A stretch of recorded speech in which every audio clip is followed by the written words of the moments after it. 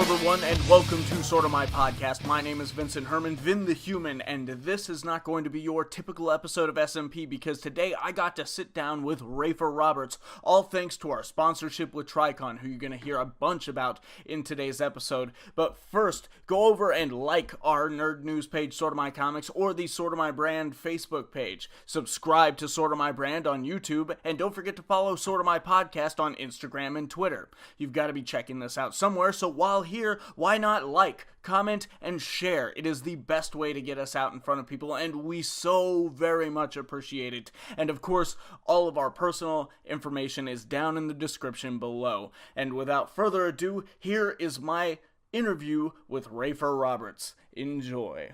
Hey guys, I'm sitting here today with Rafer Roberts. We're going to be seeing him at Tricon, the Tri-State Comic-Con in Huntington, West Virginia, on June the 2nd, if I can pronounce the state right. Thank you so much for joining me today.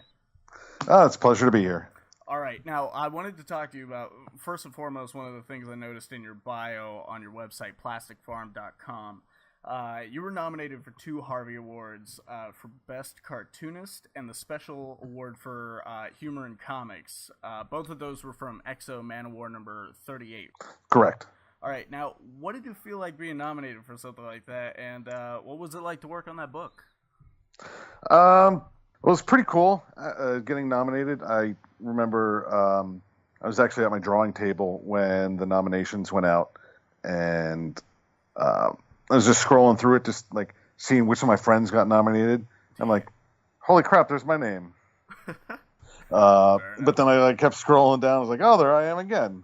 And I mean, they were both very tough categories. I went in not expecting to win, but it's like that old chestnut that it's just an honor to be nominated, but it really was. And it was weird. It's a weird thing to be nominated for what I did for that issue of Exo, because it was a 1-page comic. It was just as a backup. I wrote and drew it, basically Exo Manowar's bachelor party with a bunch of the other male valiant superheroes. Yeah. So I got to do the bachelor party, which is basically Exo and all these guys go to Vegas and trash the place. Nice. And yeah, it was a lot of fun. And I wrote it just to be funny. And later on, in a later issue of Exo Manowar, or it might have been Archer and Armstrong, they mention Exo Manowar's bachelor party. So now I feel that what I wrote is canon. Yeah, you're that it's so now. Yeah, so now it's canonical that Exo Manowar destroyed Caesar's palace because he got drunk and saw all the Roman imagery and just kind of went off his nut. So that's canon, Exo fans.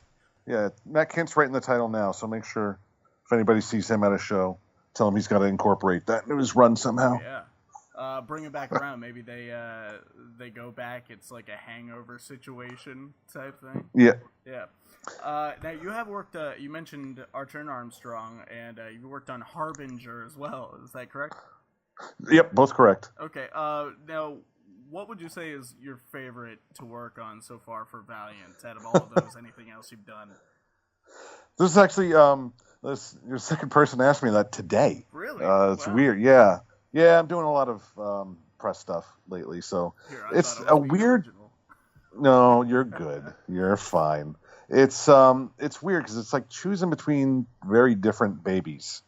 Archer and Armstrong was a lot of fun. It was the first time I got to really write anything for Valiant, so there was a steep learning curve. Actually, it was the first time I ever worked on any like mainstream superhero comics. First time I ever worked with an editor to this level of working with an editor. That was a ton of fun just from the fact that I came out of it, I feel, a vastly improved writer just from the experience.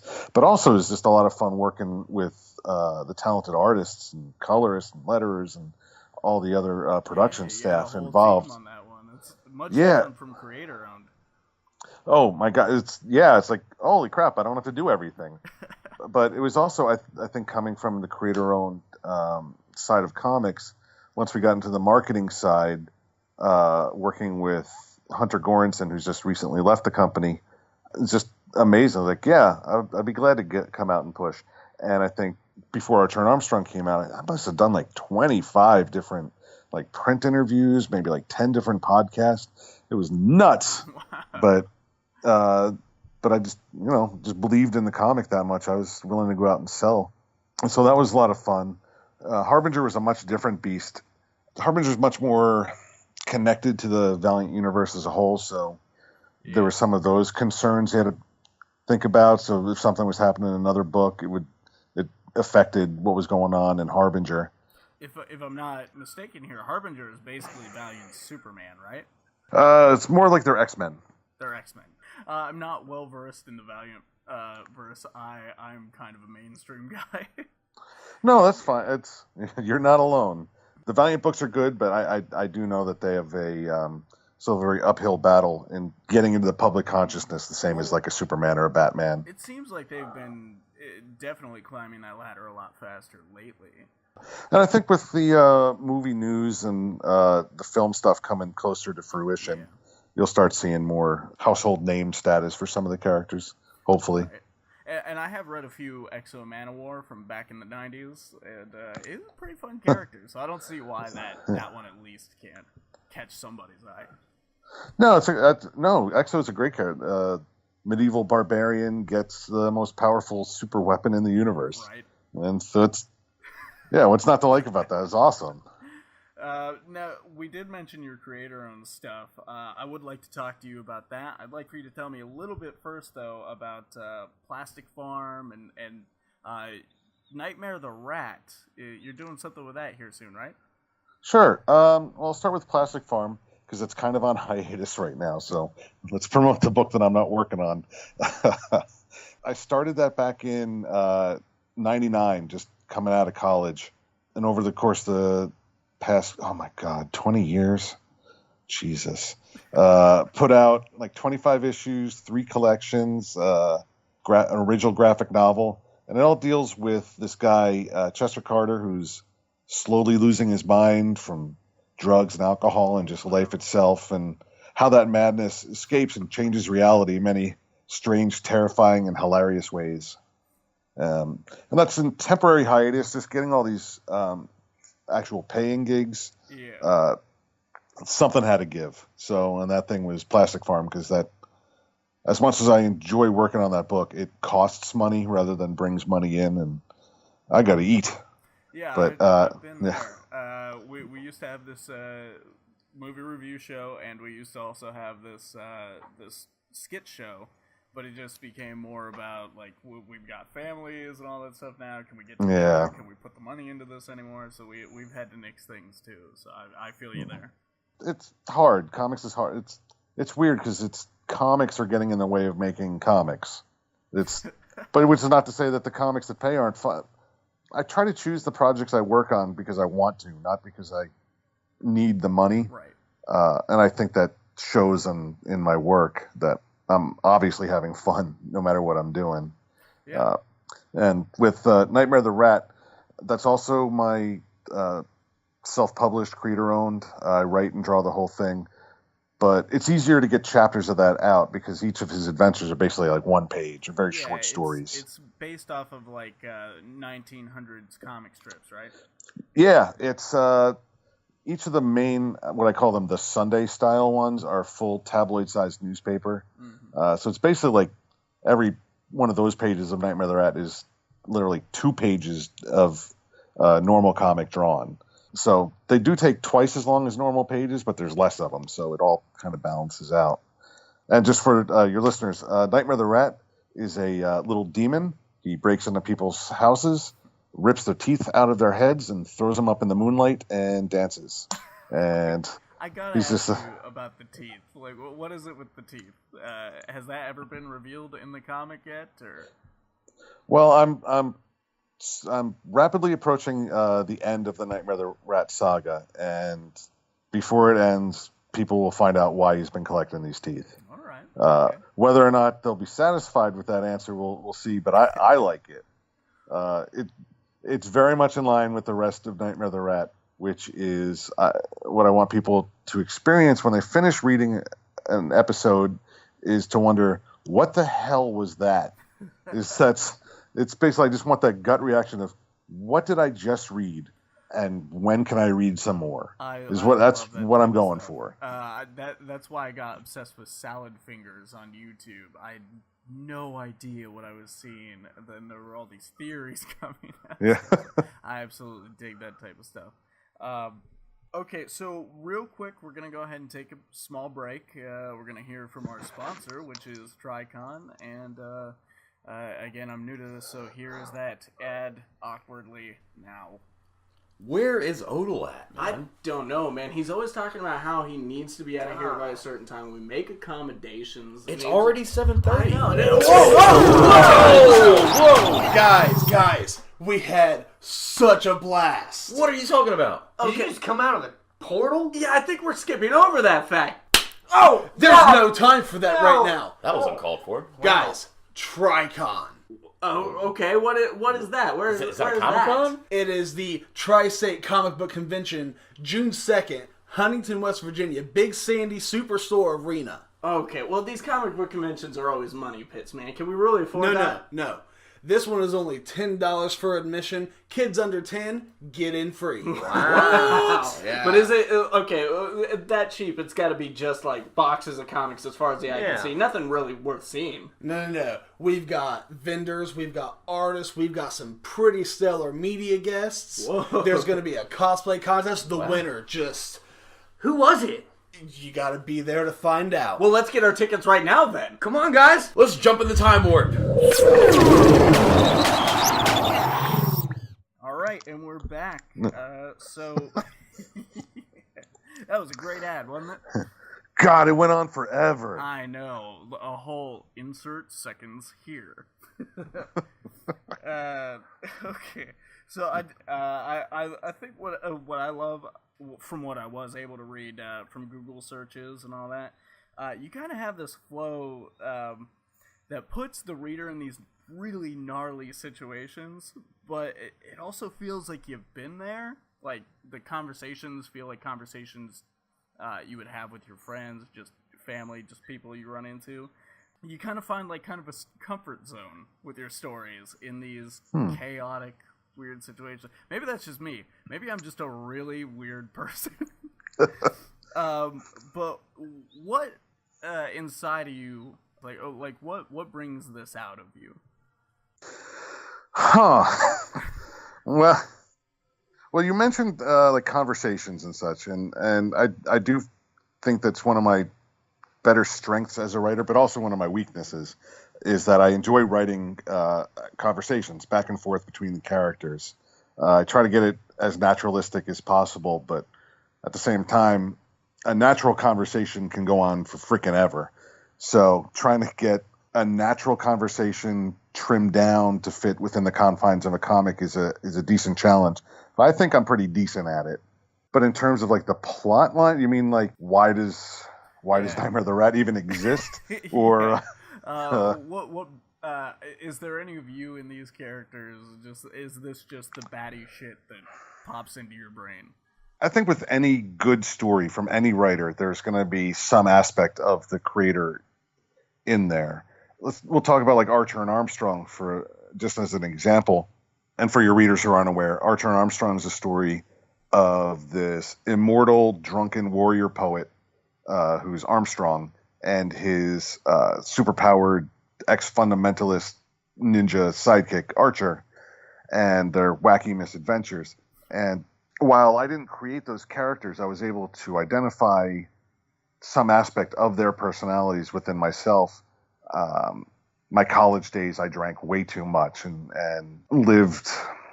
I was trying to phrase this in a good way. Like I made mistakes. And over the course of the years since then, you live thinking back on wasted years or wasted opportunities or stupid shit you did back in the day, and just like the regrets that come in. And that's basically the character of Armstrong. So there's that aspect of his own character, and he masks it with more partying and living on. But I could sense that regret and guilt that lived within him that was pushing through. So yeah, there's that part of that. And then on Archer's side, I was also raised Catholic, so I get that whole religion controlling and dictating the direction you take your life in, and living by this very strict moral code as well. So even if a character is so alien to the writer, there's going to be some aspect of the writer's personality, even if it's just how they see that type of character. There's going to be something in there. Right. Or otherwise, it just wouldn't work. If you have no basis to be writing up from, then your foundations are just going to crumble. Yeah, it may be good on the surface. You might look at it and go, that was pretty cool, but it's not going to, if you're coming from a point of no connection, it's just not going to hold up to repeated readings. Now, I would like to take this and kind of dig a little deeper into it. I want to dive into your secret origins. Okay. Tell me how you got into comics. Like what was your first book? What pulled you in? My first comic that I ever read was ROM Space Knight Annual #2. Oh wow! It had the most thing I remember about is the Bill Sienkiewicz cover, and I'm pretty sure I still own that copy. And I believe my second comic was Hawkeye #1. There was like a early '80s Hawkeye miniseries. It's got like him on the roof, Mockingbird behind him. So you were I don't remember off the beaten path right from the yeah. Well, what had happened was my mom, when I was a kid, was running side business where she just drive people to and from the airport. So whenever we would go to the airport to pick somebody up, in order to keep little 6 or 7 year old Rafer quiet and out of the way, we'd just hit the newsstand and buy some comics. So that's where I started reading. And then like the Star Wars comics were coming out, Further Adventures of Indiana Jones. Yeah. Got really into Fantastic Four. So I was reading that a ton. Yeah, no, because I first started reading comics, it was just coming out of the Roger Stern run, like the early 200s, and getting into the John Byrne run, which was amazing. Yeah, that's one of the best for our listeners. If you haven't checked that out, like that's some comics history for you. Yeah, there's like some, going back and looking at it again, there's some highs and lows throughout the run, but overall, it's amazing. It's really good. And for that to be like my introduction to what comics were as a child, it's nuts. Yeah.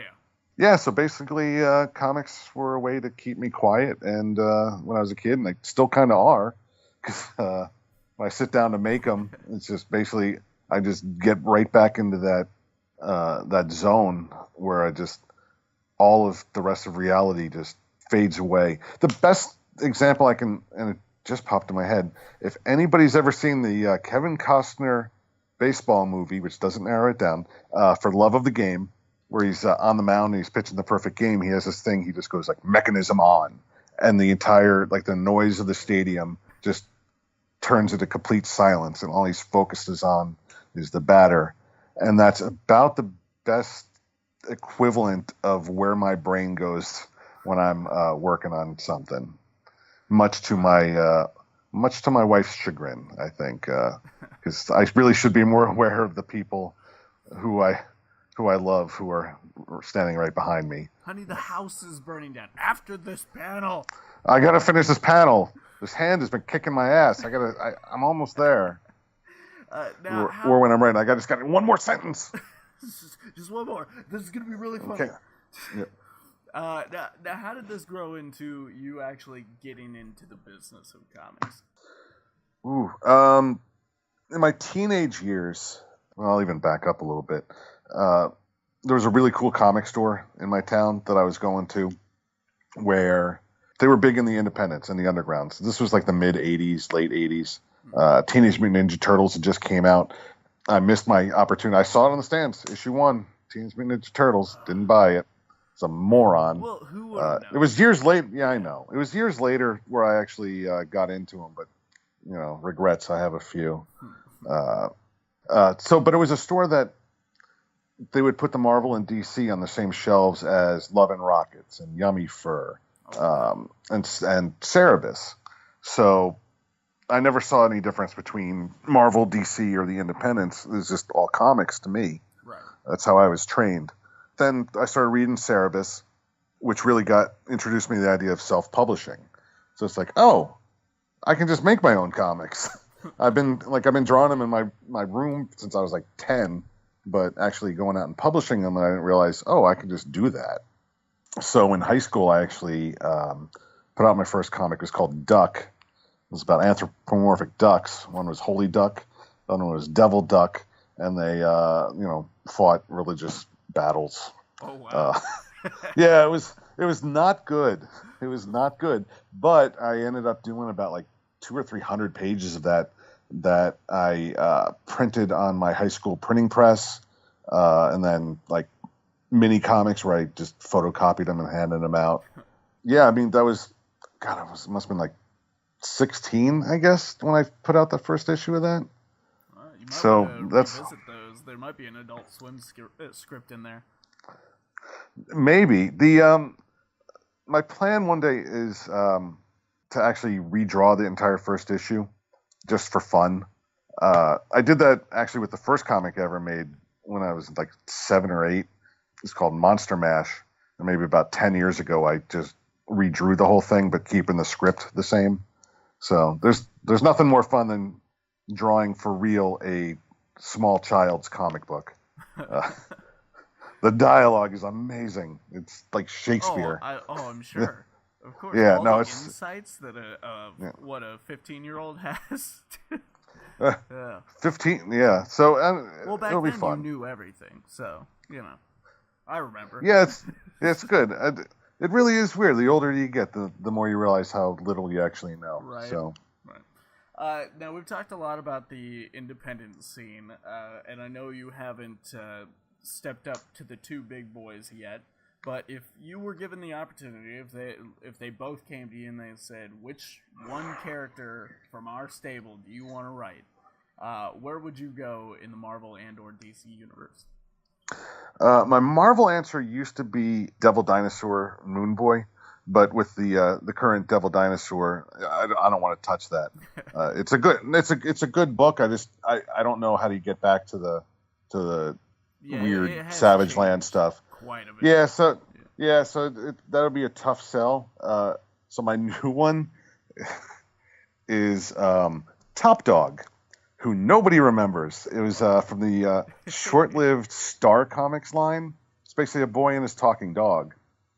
But I would do it like 30 years later. The boy's all grown up. Top Dog comes back into town, and then sees how the town has changed and how the Richie Rich style villains have all grown up and become more corporate and evil. I don't know. That seems like it would be fun, but also still drawn in like the Saturday morning cartoon stylings of the original Top Dog. So it'd be like for grown-ups, but also it's a terrible idea, and they will never let me do it. But I can't let it go. I would totally sign on to something like that. Check that out. Yeah, I'll have to. I don't know if I ever get to sit down with like CB. I'll bring it up to him, and he'll laugh me out of his office. He'll say, "What now? Did we make that?" And then I guess for DC, it's the same thing. I don't want to do like Batman, though. I mean, I would do Batman if asked, but it's not like I don't know if I have a Batman story in me. I have a Brother Power the Geek story in me, though, because he's basically he's there and he just has weird adventures. That's kind of more in my wheelhouse. Yeah. Just like the secondary or third tier characters that are just weird. With Batman's stable of villains, I'm sure you could probably, like, if you didn't attack it from, like, a Batman standpoint, you attacked it from the villain standpoint, I think you could, like, especially with your style, you could definitely have a lot of fun. Yeah.